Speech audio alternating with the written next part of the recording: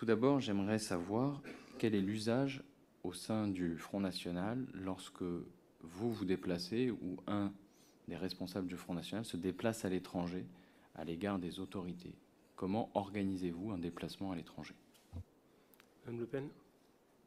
Je ne peux répondre que pour moi-même. Je ne peux pas répondre pour les députés ou les députés européens qui organisent leurs déplacements comme ils le souhaitent. Et il n'y a pas, pour vous répondre, de bureau vérificateur des conditions des déplacements des députés. Quant à moi, les conditions de déplacement sont des conditions absolument normales de citoyennes françaises classiques. Monsieur Saint-Toul. Je ne comprends pas la question. Alors, je vais l'expliciter. Donc, il n'y a pas de procédure en interne au sein du Rassemblement national pour aider éventuellement à l'organisation de déplacements à l'étranger pour cadres. Très bien. Et vous-même, vous considérez que lorsque vous vous déplacez, vous ne suivez pas une espèce de méthodologie pour vous assurer du bon fonctionnement ou enfin de la bonne tenue de ce déplacement? Non, monsieur, parce que depuis un certain nombre d'années, si vous voulez, lorsque je me déplace à l'étranger, c'est très souvent pour rencontrer soit des chefs d'État, soit des premiers ministres. Et par conséquent, en règle générale, la visite est réglée par les services protocolaires du pays où je me rends. Ça a été le cas lorsque je me suis rendu en Égypte. Ça a été le cas lorsque je me suis rendu en Hongrie. Ça a été le cas lorsque je me suis rendu au Tchad. Et lorsque je suis invitée, encore une fois, par une instance exécutive.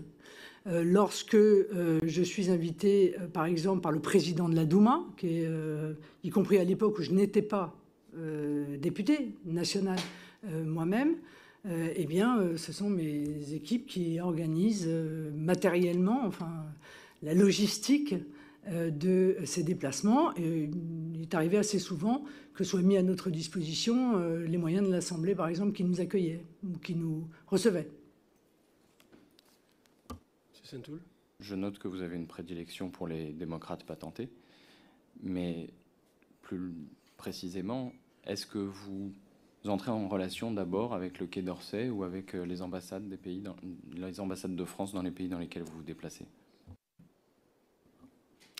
Non, pendant très longtemps, je ne l'ai pas fait, car à chaque fois que je me déplaçais à l'étranger et que je prévenais à l'avance les services français, en général, j'avais de mauvaises surprises sur le déroulé de mon déplacement. Maintenant, je le fais. La dernière fois que je suis allée au Sénégal, je suppose que dans votre grille, le président Macky Sall doit probablement également être dans la mauvaise case, je ne sais pas. J'ai souhaité voir, en l'occurrence, l'ambassadeur. L'ambassadeur a mis des conditions tellement restrictives à notre réception, alors même que j'étais accompagnée par la vice-présidente de l'Assemblée nationale, que j'ai fini par renoncer à la visite de l'ambassadeur de France. Il n'y a donc aucun caractère d'exception pour vous au fait de ne pas avoir rencontré ni alerté les services de l'ambassade de Russie lorsque vous y êtes déplacé? L'ambassade de France en Russie, pardon. Je vous réponds.